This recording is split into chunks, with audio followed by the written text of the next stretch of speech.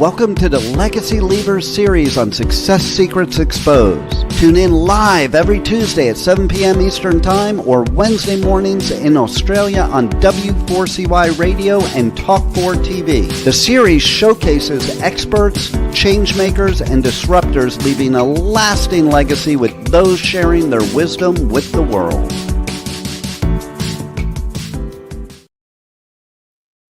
Good morning, good day, and good afternoon to you all. Sally here from Success Secrets Exposed.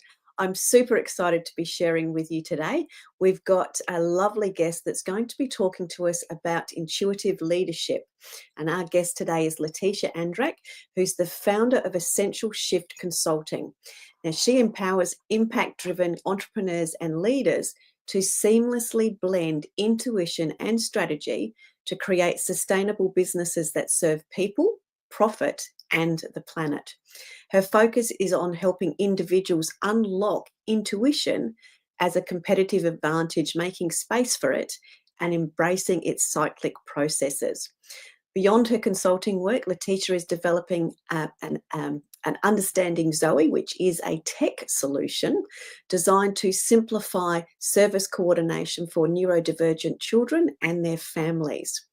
She believes that everyone is intuitive and that trusting your intuition can lead to greater profitability and authentic success. Today, we're going to learn about intuition and how it can transform leadership and why listening to our inner guidance might just be the edge our businesses need. So please help me welcome to this show, Laetitia. Thank you. Thank you, Sally.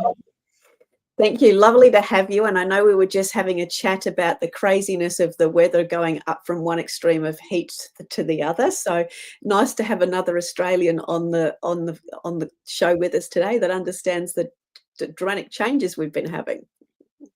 Yes, totally. It's real. Whoever said that climate change is not existent, it's time to realize it is.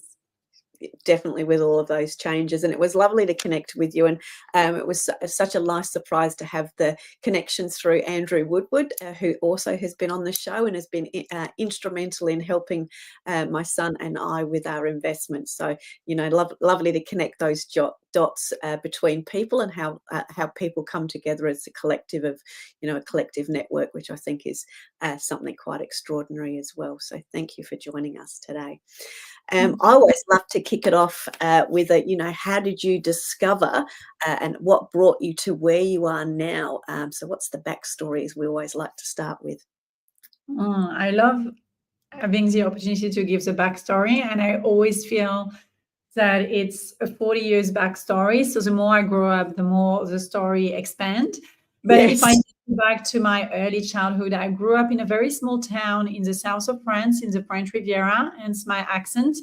And I was taught from a very young age about intuition and healing and the connection to the cycle of nature. I come from a family of healers in the south of France. And I just lived this beautiful childhood connected to nature, going for bushwalk and all of this connection with the season and so on. But then my brain took me into a different path, which is I was identified as a high potential student. So I was promoted to go into the best business schools and the best schools in France through the beautiful system in France, which supported me through scholarship. And then I went on and had a beautiful career in Paris, where I was a strategy consultant. I was on the top of my game, as you have American listener here. I was working with Mike Bloomberg on Mike Bloomberg philanthropy program with European cities.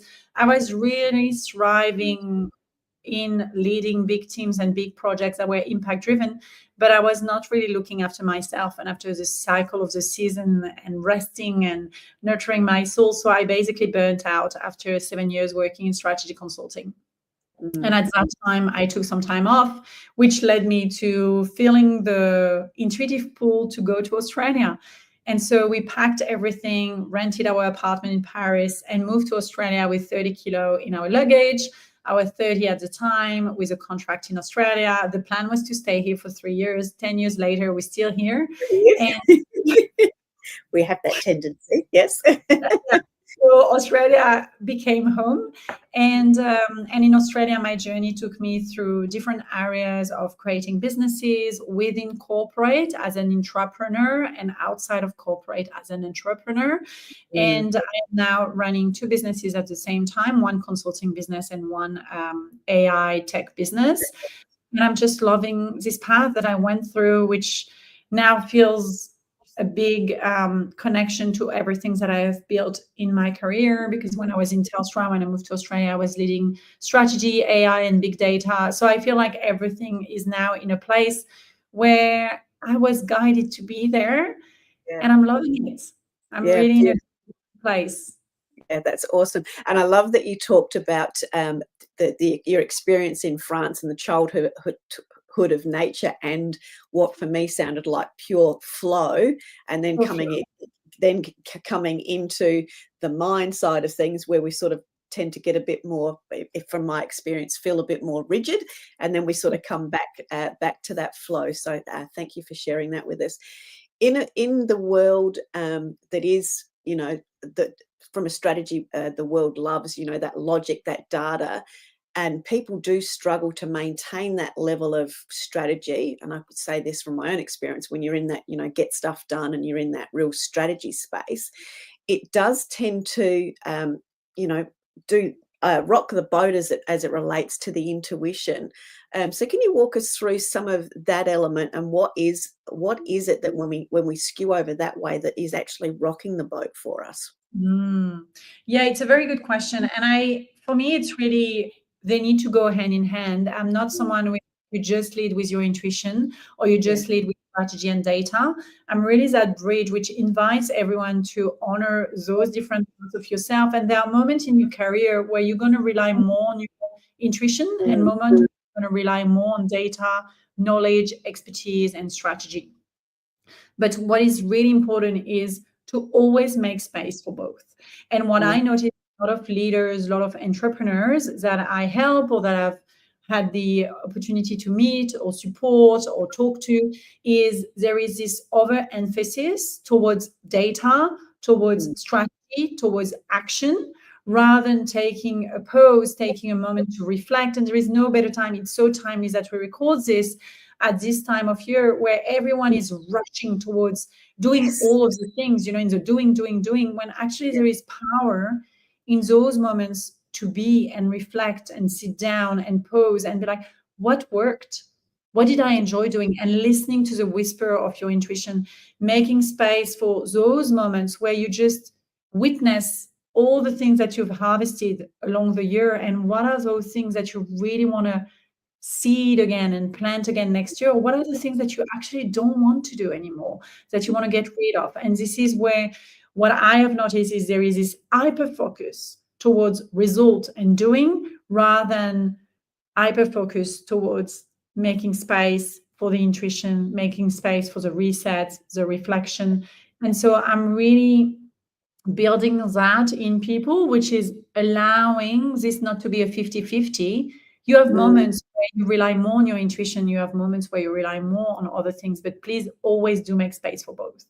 Yeah, beautifully said. And you're so right. This time of year is such a great time to reflect. And I'm having lots of those conversations with people around the, what worked, what didn't work, what are we keeping, what are we not keeping.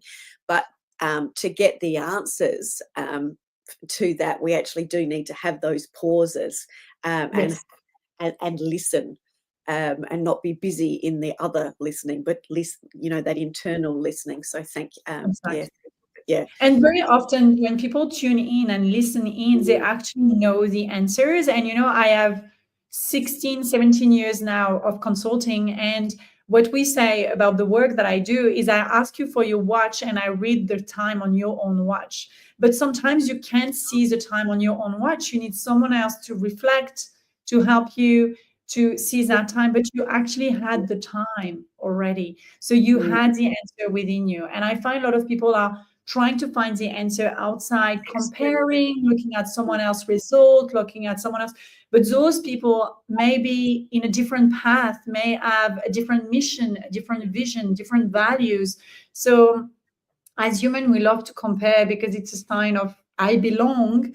But sometimes there is power in knowing what you stand for and knowing for yourself what does success means for you. Because my success is very different to anyone else's definition of success. And that goes back to the values and what I stand for and the mission. And with the Essential Shift, it's very different to many other consulting firms. I only serve people who have positive impact on people or planet while making profit. So I have people who approach me who are basically destroying the planet. I'm like, nope, can't do this consulting project for you, but I can send you to someone else. But then I may have said no to, a few 100K projects, which then affects my bottom line, but I'm happy with it. Yes. Yeah, beautiful. And for those that are in the intuitive space and I'll call it the legacy space, let's call it that legacy space, what do you determine as somebody that's creating the right impact? So just expand on that for us so we've got that crystal clear as we go through the rest of the interview today. Definitely. So for me, the impact is really coming from, are you leaving the world in a better state than you found it? So whatever you creating through your business, through your content, through the message that you share, through the stands that you take on stage or in whatever ways, you are committed to creating a better world. So rather than taking, you're giving back. So it's really that approach of, are you creating a business that will reduce waste? Or are you creating a business that is empowering others to feel better? Are you creating, so it can be in the health space, it can be in the sustainability space. I really support business owners who have this impact-driven approach. And it's really, I want to leave the world in a better place than I found it. Yeah, perfect. And I wanted you to express that further because obviously part of our series, being the Legacy Leavers series, is, really fine-tuning that so we can get those messages and find the collective within those messages to create those greater impacts. So thank you for highlighting that further. I'm just going to sort of backtrack a little bit because you mentioned burnout from yourself, and I've certainly, the audience knows I've had burnout periods over my lifetime as well. So many entrepreneurs do face that burnout possibility despite their best efforts. Why do you think this happens, and what role does intuition play in potentially overcoming it or preventing it? Preventing it. I'd like everyone to prevent burnout, but sometimes it's overcoming it, unfortunately. So around the burnout, I wrote a book which is called Light It, How to Trust Your Intuition and Build a Thriving Business. And in that book, I share a framework which I didn't create. It was created by a researcher in the US, which explains the 12 different signs of burnout and the 12 different levels of burnout. And what I too often see is people reach the level 12 of burnout, which I'm guilty of reaching over 10 years ago, which is I can't move. My body is collapsing and I just need to stop working for a few months. And for some people, it's a few years. And this is a 12, like the last level of burnout. So what I'd like for people to go through is having this listening to their intuition who is telling us, slow down. Hey, why are you rushing? Is this something that really need to be done right now? Or can you go for that walk? Can you have that moment of reset? Can you eat good food? Can you go to bed early? Like listening to, this little whisper before it become a scream that you cannot listen to because it's a scream in your ears and your body won't follow. And then you reach that state. And for some people, and unfortunately, that's a reason why I wrote my book. One of my colleagues died of cancer in 4 weeks. And that's why I decided to write that book for people, like literally people die from burning themselves out to the level of their body collapse in a way that is incurable. So I'm not saying this to scare anyone listening to this, but it's listen to the whispers so that you can prevent burnout. But then when you're burning out, make space for those whispers to be expressed, which is what I did. And that's how I felt called to move to Australia, changing my life. I knew that by changing my environment, it wouldn't be enough. You know how we say you can change your habit in the same environment, but sometimes it won't suffice. And this is what happened after taking a month off from my career as a strategy consultant, I went back, I told the partner, and I was like, I need accommodation, I need a different ways of working, and they're like, but you're going to be promoted partner, we need you to work harder. I was like, I can't. Yeah. I have voiced my need, you're not listening, so I'm going to resign. And I resigned and I moved to Australia. Like, I knew that I needed to reinvent a lifestyle that was fitting around my needs. So really inviting people to, before burnout, listening to those whispers so that you can make space for rest. And if you hit burnout, again, making that space to listen to what needs to shift in your life so that you can make space. And a lot of people are like, oh, you were such in a privileged situation that you could allow yourself to take time off, you could allow yourself to move to Australia and so on. I come from a family where we had nothing. I built everything through those years of career. And this is where, you mentioned the beautiful Andrew. This is where people like Andrew can help you set the foundation. I didn't need Andrew at that time. I set those foundation for myself, but you can find someone who will help you set those foundation where then you can allow yourself to step away and make space to rebuild yourself after a burnout. We all have this ability, and you all have a network that you can rely upon to then support you in that journey. Yeah. And I think part of, if I'm being reflective again, part of that journey when you actually do stop and pause, you actually realize who you've actually got around you, and how willing they are to help. But when we're in that busy mode, we sort of don't see all of the, I usually say, the opportunities around us, but the network that we have around us and the people that are there to, pick us up if we need it, or hug us, or, help us because we've relocated and we don't have any furniture, give, a lounge or whatever. There's all those really, really, really simple gifts that we only see when we pause enough to allow us to see who we've actually got around us, and where those little magic moments and opportunities come from. And that's why, so in the book I write about the light framework, and the G of the light stands for gather.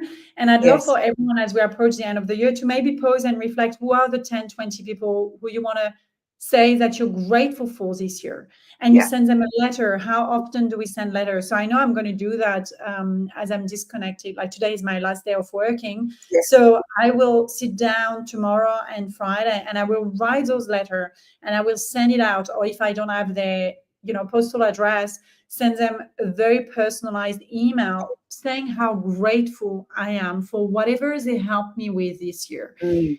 Very often we don't take the time to reflect on who is around us, and we only gather them in moments of needs. But it's also important in moments that you're good to say how grateful you are for the little things.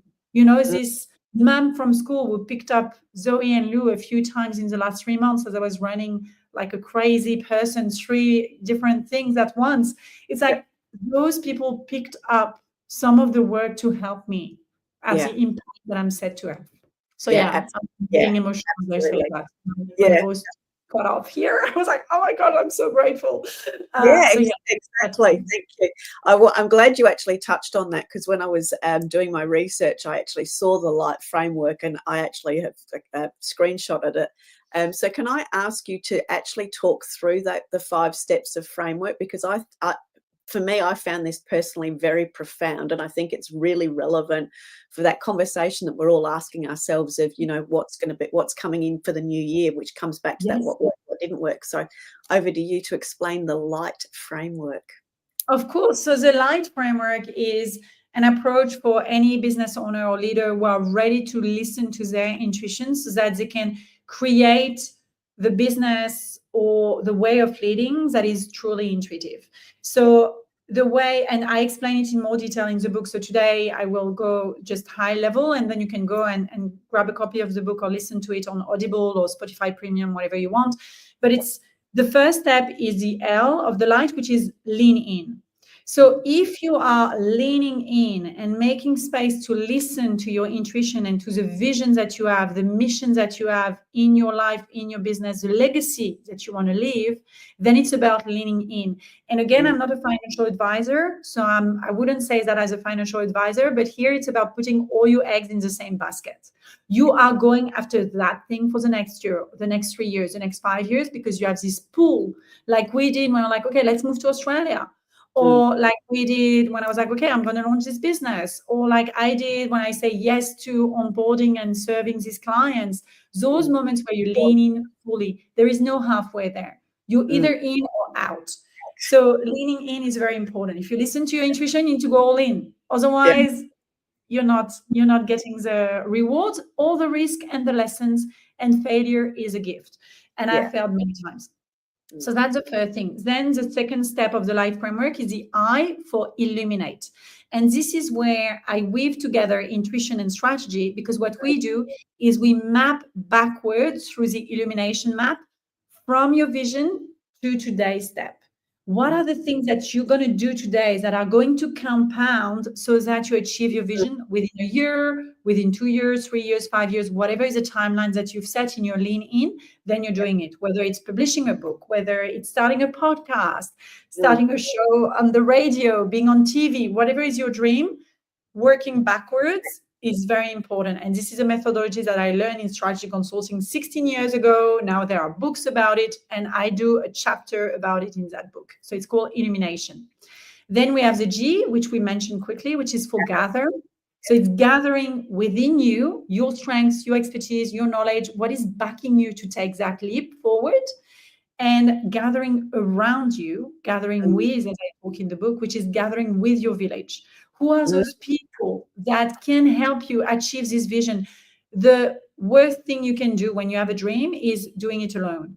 When you share with people about your dream, so many people are willing to help. And with Understanding Zoe, which is my brand new business, only 3 months old, I have around me researchers from Oxford University, MIT, Cambridge University, who are giving me their time because I reached out. Do you want to be part of this? Yes, they do. Gather, so important. Then the H, which is the harder part for everyone, is honoring. And you put all the work. So now it's about pause, reflect, reset, and wait. This is the moment of receiving. And we are in a society where it's just about go, go, go, rather than sitting there and receiving the gift of all the labors that you've done.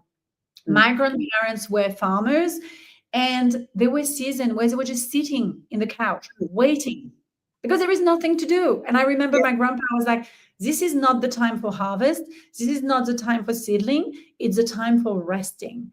And this moment of honoring, everyone struggles with it in our society, yet it is essential. So right now we're going to have the big summer break in Australia. Rest, reset, gather your strengths for next year. And then the T is transform. You've received, you've transformed, you've achieved your vision, you've achieved what the goals that you've set to do, following your intuition, putting the strategy and the step forward. Now it's time to celebrate. Take a moment to witness what you've achieved. Take a moment to witness the transformation, and then you can move forward. And that's why it's a cyclical framework. You can move forward with the next lean in. But how many people just don't stop to look at the transformation? Oh, they're just like, okay, I've done this. Now it's done. Let's move to the next thing. No, let's stop. And let's be like, oh my gosh, look at what I did. Look at this. It was just an idea 6 months, a year, 2 years ago. Now it's here. Let's not move to the next thing yet. Let's witness like the butterfly, looking at its wing and being like contemplating and being like, oh my gosh, it's so beautiful. Take a moment. I think that's so important. I've just written that down in my words as not the whole lot, but it was ask, receive, and celebrate. And I think as entrepreneurs, especially as they go full on, we actually don't stop, which is why I want to keep coming back to this pausing, because we're in the right time of year for it, is we don't actually stop to acknowledge or even see the celebration that we've had. And as a result of not doing that, we actually miss seeing all of those little tiny elements or those tiny defining moments or the compounding impacts that have been created that have created the whole, which is often, someone's passing flippant comment or a conversation that's come out. And I know something really profound that happened for me this time. I think it was this time last year when I was talking to one of the coaches that I was working with, and we were just having this conversation. It was just really random, and we were back and forwards. And he said to me, "Sally, don't you just help people monetize their content?"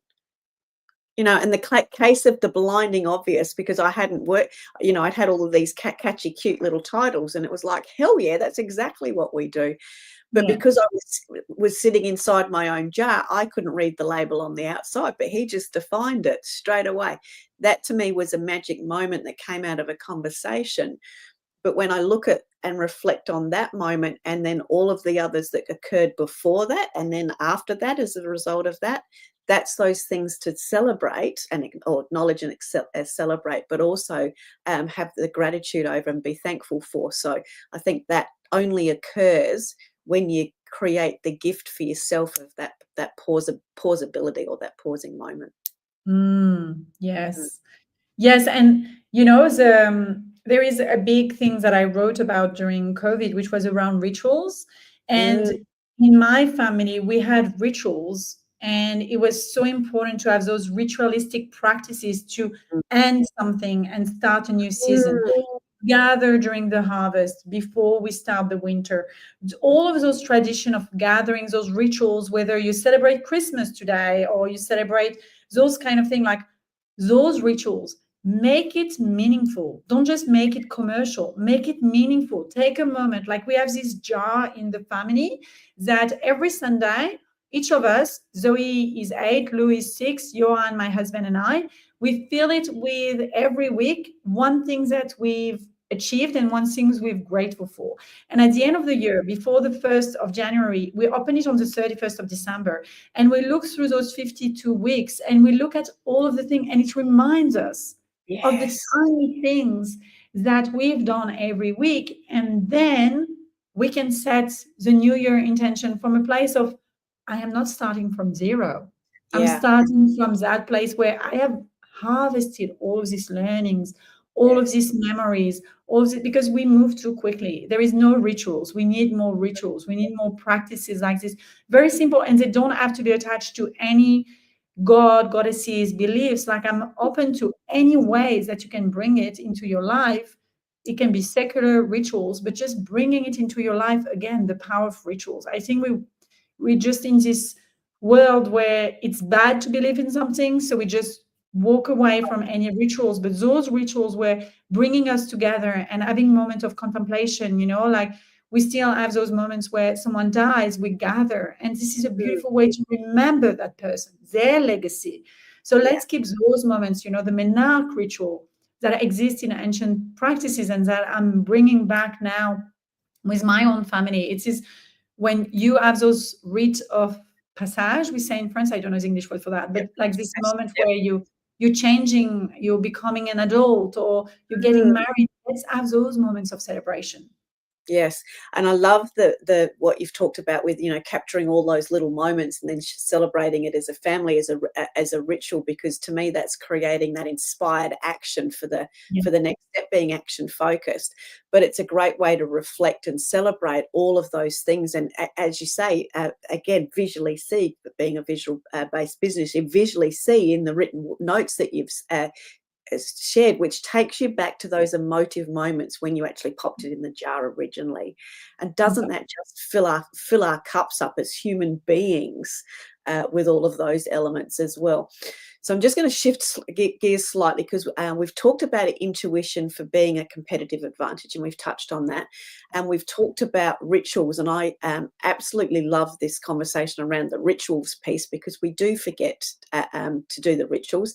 And if we look at the cycle of nature, it does have that stop-start, and from a farming perspective. So how can we bring that cyclic nature as well as the intuition for a competitive advantage and rituals together? There's a little bit of a mixed up of, I'll just throw that at you, pick it up for me and run with it. And that's, I think that's where you can go and start noticing what's working for you as a human being. We are all different. And for some of us, certain season will work better. So it's like knowing which season works better for you as an individual. And this goes back to Ayurveda. I'm an Ayurveda practitioner. So it's like going back to the season, depending on your own constitution, there is season where you thrive more than other season. So there is no rules about winter needs to be about rest, like in nature, nature is resting in winter and so on. Depending on your constitution, depending on the business you run, depending on where you are in your life, winter may actually be a time where you have lots of intuitive ideas and you want to take action and you want to create. It's not necessarily spring, where in nature everything is created in spring. The seeds are planted and nature is starting to quicken. Maybe for you, actually, your spring is the winter in nature. So it's like finding your own, and this comes from listening to you. Yeah. So my invitation is for anyone who is listening to this to look at the season. And if the season doesn't resonate with you, because maybe you live in a country like Australia where we only have 2 seasons, I find, compared to France where I really have like the 4 different seasons. So maybe it's more the cycle of the moon that you will connect with. And we know that the cycle of the moon has impact on the ocean. We know how much water we have in our bodies. So we know it's now proven by research how the moon cycle affects our mood, our creativity. So if you're more connected to the moon cycle, take a moment to connect. Like, am I more creative on, a waning moon or a waxing moon, or, on a new moon or a full moon? So taking a moment to just reflect for yourself. So again, it's making space for self-awareness, self-diagnosis, self-assessment, self-knowledge, so that, the PT Temple was saying it out loud in Delphi. It was written there, know self. And that's so true. It's like starting with knowing yourself, which is listening to your intuition, and then looking at which cycle works for you and honoring that in your planning, in your strategy, in your business, rather than following the pressure of Black Friday. You need to do Black Friday. No, actually, it comes in a time where I don't want to do Black Friday. Or Christmas, go hard during Christmas. Like, this is a time of the year. Just take your time to reclaim your own rhythm, your own intuitive rhythm, your own way of eating, your own way of being, and then you will have a way better harvest. Yes, I love that, and I've got Peter Nichols, who's one of my dear friends and is often listening. So if he's listening, he can flick a little message on. He talks about enjoyment and energy because he helps retirees refine the joy of their youth after they've retired with their identities, etc. And we often talk about that. When you lose yourself in something, you find yourself and your energy increases. So that's that element of understanding where you are most in flow. So if I bring that back to an everyday example for me, I know creatively, thank you, that mornings are better for me to sit down and, be creative. Me trying to do that in the afternoon, not very, it's not really there. So it's understanding, those little nuances we've had. You've expanded on that beautifully. And I remember one of my coaches saying to me, for God's sake, Sally, learn to study yourself 95% of the time and strategies 5% of the time. And that was why I was so excited to talk to you as it relates to that flow of understanding how we work, how we can bring in more of the intuition, which comes through that pausing process. So it really is about understanding your own individual, I'm going to call it a blueprint, what your blueprint is, as well as what your strategy is, taking that time to find the space. So from your perspective, with all of the different entrepreneurial experiences you've had and entrepreneur experiences that you've had, how do people that struggle to bring in that space, what are some of the simple rituals that they can do to start bringing this in so they can have a starting point as they move into the new year? Yes. So what I always say is starting very small. And there is this book about atomic habits, which many people must have read. It's a big bestseller, but it's starting with something very simple that you're going to do every day. And so it can be in the morning, you know, mention if you're a morning person and for you it's morning pages and you want to write in your journal every morning and listen to your intuition from that space of flow of pure consciousness, do that.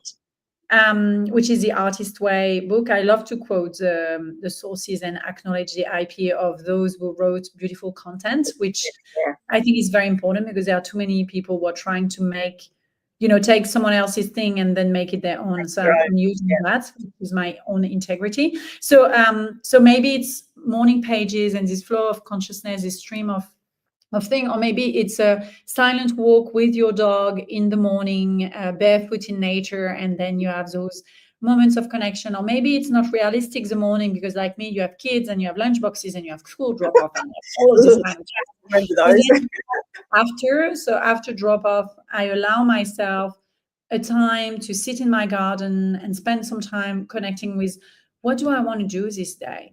How do I want to show up? What is my intention? What is the thing? So it's making this one moment, like brushing your teeth every day, which you will not miss brushing your teeth every morning. What is this other thing that you will do in your day where you're bringing your full self and your full intentionality? And I created this acronym with rituals. I am neurodivergent, so I love acronym. It's a way for my brain to remember. But yeah, I created this acronym around ritual, and the I stands for intentionality. Brushing your teeth is different to a ritual because when you brush your teeth, you do it mechanically, whereas a ritual is something that you do with intention. So having this moment in your day where you're not going to miss it. And for me, it's like I have many moments of ritual in my day, but one of them is in the morning after school drop off, where I have this moment before I start my working day to be fully intentional and be like fully present. What do I want to achieve this day? Then I have another moment, which is after lunch, going for a walk and digesting my food, but also digesting all the things that have happened in the morning and gathering myself for the afternoon. I have another moment, which is prior to school pickup, reflecting on this day and now showing up in another role, which is a role of the mother rather than the role of the business owner. And then I have the end of the day. For me, I have a big moment at the end of the day where I journal, I pull some cards, I take a moment to reflect, pay my gratitude, look at my achievement for that day, really journal every evening. And yeah, it's just having those moments. So start with one thing that you're going to do for sure every day. You know, there is like this 5-step routine for, you know, your facial and things, which I never do. I'm very bad with these rituals. But some people are like doing this 5-step. For me, it's just washing my face, and that's the only thing I can do. But then I do it every day. So this is the one thing I can do for my face. But then with my other rituals, I'm pretty good. So it's like knowing, are you a 5-step person? Can you think about washing your face and putting this cream and then this cream and then this thing and then this thing? I'm bad at this, but I have one thing that I do every day, washing my face. Then with my rituals, I'm very good. I have a lot of rituals, but start with one thing. And it is that start. It is that start, and it is start with that one thing. And my favorite word is consistency. So everyone knows if I'm going to give a Sally nag, it's to being consistent. And it's formulating that habit. And sometimes I know from my own experience, I've got to do that one thing, and I've almost got to trick myself into doing it, that one thing, at least the first week, to create the habit around it, to then get the enthusiasm to continue on and switch gears, or doing all those things that we need to do. I think it's really great that we've talked about the ability to slow down, the ability to bring in our ways of intuition. From your experience, because we've talked about in the intro, talked about intuition and profitability. Can I ask you to tie those two together in some of the experiences that you've had yourself and shared with clients? Yes, definitely. So, for instance, there is one client which I'm allowed to share their success story because they shared it with me, and it's part of the content that we have on the blog and the case study and so on. So it's a client who, without following the investor's advice, without following anyone else's advice, felt called to open another country. So it's a prop tech business about helping lots of people to create wealth in the property industry, where very often it's really hard to enter. There is a lot of barrier at entry and so on. So it's powered by AI, and it's enabling people to create wealth when they were not born with wealth. So making wealth accessible to more people. So his name is Michael Roger. He's one of my clients. And he shared that by listening to his intuition, he felt called to open way before any signal were confirming other countries for the business. And we know in the startup world how it's about, no, go hard on one niche, go hard till you made this much, go hard till you validated this, go hard. And he didn't look at all of this. It was like, I feel the pull to go and open that country. And it's actually by opening that country that it took them to the next level. And now this year, they're turning 24 million a year in revenue. They are profitable. They've hired a lot of team members. They've opened another country. So now they're in 4 countries. And this is, those kind of moments where you listen deeply to that thing that doesn't make sense to anyone. No one knows why you're doing it. And crazy person. And actually was, the placeholder title for Light It was, it. But I don't know, I want a framework in the title. But it's like, it, and you don't have to explain to anyone why you're doing it. You have to do that thing. Yeah, absolutely. Well said. So we have come to the end, got to the end very, very fast. I'm going to ask you, as it relates as closing reflection, and it may be a repeat of what you've just said there, one insight that you'd like to leave with the audience today about the power of intuition and leadership. What would that insight be? You got it inside you. You just need to make the space to listen to it. So stop listening to everyone else. The best thing I'd like every one of you who is listening to this today is just disconnect from anything and take 5, 10, 15 minutes without listening to a podcast, listening to anything, and listening in. So imagine putting all of these energies that you put into listening outward to listening inward. Wow, that gave me big goosebumps. So I love that. So listening in, so listening inward, not listening outward. Thank you, Laetitia, for sharing so much wisdom with us. It's been absolutely amazing. I think to express, and I'll ask you to express this as we go to the end, in your words, the competitive advantage of intuition is? How would you answer? It's you. And it's basically proven by research. Deloitte research proves that when we trust leaders to listen to their intuition, they make 25% more of profit. So it's like it's proven by research. So listening in, and that's where the competitive edge is you. And no one can copy you, even AI. They cannot. You are you with all your experience, your knowledge, your source connection, download history, all of this kind of thing that makes you unique. So you are the edge. Fantastic. Thank you. And how is the best way for people to get in contact with you? We do have your website going across the ticker at the moment, but if you'd like to tell us the best way to connect with you. So you can connect with me on LinkedIn. You can find me under Laetitia Andrac. If you love listening to my voice, you're not bored with my accent, I have a podcast, which is called the Essential Shift Podcast. And you can just connect with me on Instagram as well, essential.shift. And I'm always here to answer any messages that I receive there. Yeah, beautiful. And I just want to add, for those that know me well, I love a good cyber stalk, and I've had lots of fun playing on Laetitia's website and socials, etc. And there's some really, really great resources and a free course from memory on there as well around intuition. So do jump onto her website, which is essentialshift.co, C-O, so not C-O-M.co. So do jump on and take a look around. You will not be disappointed. There's lots of incredible wisdom there. You've obviously got the book as an opportunity there as well to further explain the light framework and much, much more. So once again, Laetitia, thank you so much for sharing all of your wisdom with us. It's been a wonderful conversation. Thank you very, very much. Thank you, Sally. You're very welcome. So to everyone, I'm going to sign off with don't forget to be. I'm also going to sign off with do make sure in this time of year as we move into Christmas that you take some time to pause and reflect before you get into the fast pace of the new year. So till then, I'll look forward to seeing you another time next week on another episode of Success Secrets Exposed. Take care. Remember, if you want to be sought after and sold out, as well as being known as the obvious expert in your industry, you need to speak with Sally, our host of Success Secrets Exposed. Sally is the founder of Monetize Your Content, a done-for-you content marketing agency that helps you be easy to buy. See you next week on another episode of Success Secrets Exposed. Tune in live every Tuesday at 7 p.m. Eastern Time or Wednesday mornings in Australia on W4CY Radio and Talk4 TV.